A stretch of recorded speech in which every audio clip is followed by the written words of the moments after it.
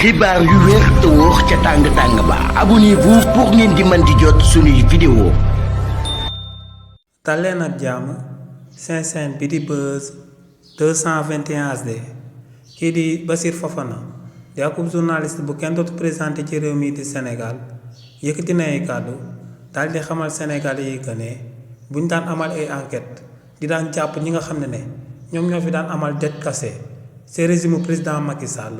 kon dinañ daal di jàpp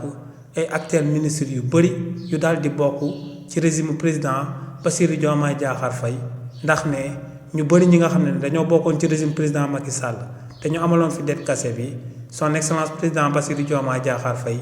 daal dina leen di tabbaat ci gouvernement bu bees bi. si li ni mel kii di Bassirou Fofana ne kii di Cheikh Diba mi nga xam ne moom moo fi nekkoon directeur de la programmation budgétaire ci régime président Macky Sall bokkoon ci këru action bépp bu ministère des finances di daan amal te ci biir ministère boobee lañ amale woon dette cassée bi ne kookee ginnaaw ba son excellence président Bassirou Diomaye Diakhar Faye accès ci bopp réew mi moom la njëkk a jël daal di koy def ministre des finances et du budget ne tamit boo demee ci kii di Cheikh Tidiane Diop mi nga xam ne moom moo fi nekkoon directeur général bu trésor fi nga xam ne moom la xaalis réewu Sénégal di daal di jaar ne kookee tamit kenn mënut a wax dette cassée bi ci réewu Sénégal ba noppi daal di ciy génnee ay loxoom te ne kookee son excellence président Bassirou Diomaye Diakhar Faye daal dina koy tabb daal di koy def contrôleur financier. waaye tamit kii di Bassirou Fofana daal di woyal ne kii di Massamba Dieng nekkoon directeur général du budget nekkoon ci ministère des finances et du budget nekkoon tamit acteur jëmale ko ci dette cassée bi ci réewu Sénégal ne kookee son excellence président Bassirou Diomaye Diakhar Faye daal dina koy tabb mu daal di nekk trésorier ci fédération bu football réewu Sénégal. waaye tamit kii di Bassirou Fofana daal di woyal ne kii di Bassirou Sarr mi nga xam ne conseil technique la woon ci ministère des finances bokkoon ci acteurs yi nga xam ne kenn mënu leen a génnee ci dette cassée bi kookee tamit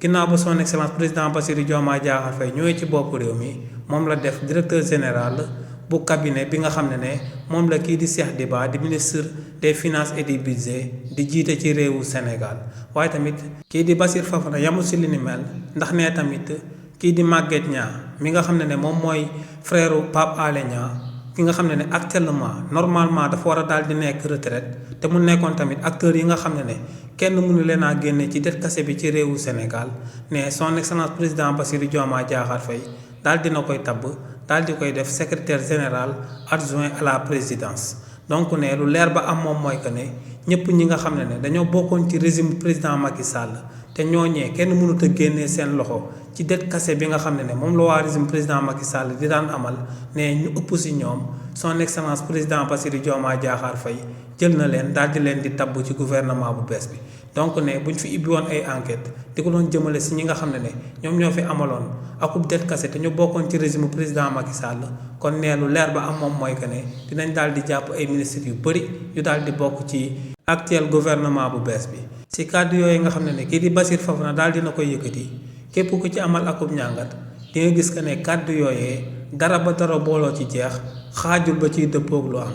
ndax lu leer ba am moom mooy que ne bu ñuy wax dette cassée principal responsable yi du mun a doon kenn ku dul président à l'époque te muy président Macky Sall ak kum tabboon mu nekkoon premier ministre am à l'époque te kookee nga xam ne moom moo doon définir politique gu état bi ak ku nekkoon ministre des finances et du budget à l'époque. donc ñetti ñooñee bu ñuy situé responsable yi jëmale ko ci dette cassée yi nga xam ne moom la fi waa régime président Macky Sall amaloon ñooñee ngay daal di indexé te li ni mel lu koy firndeel moom mooy que ne kii di Cheikh Diba ba muy nekk directeur des programmation budgétaire ci réewu Sénégal kookee rôle lu mu doonoon moo doon mu won état bi yoon bu mu war a daal di aw waaye nag c'était pas obligatoire à ce que état bi daal di jël yoon bi nga xam ne moom la Cheikh Diba daal di proposé. donc politique bi président Macky Sall si wàllu boppam moom moo ko doon joxe premier ministre bi daal di koy définir ministre du budget daal di séddale xaalis bi. donc lu leer ba am moom mooy que ne ñetti principal responsable yi mënut a génn président Macky Sall premier ministre am à l'époque ak ministre des finances am à l'époque. donc li ni mel lu muy tekki rek moom mooy que ne kii di Bassirou Fofana kàddum yooyee mu daal di yëkkati dara ba dara booloo ci jeex xaajul ba ciy dëppoog lu am. xibaar yu wér te wóor ca tàng tàng ba abonnez-vous pour ngeen di mën di jot suñuy vidéo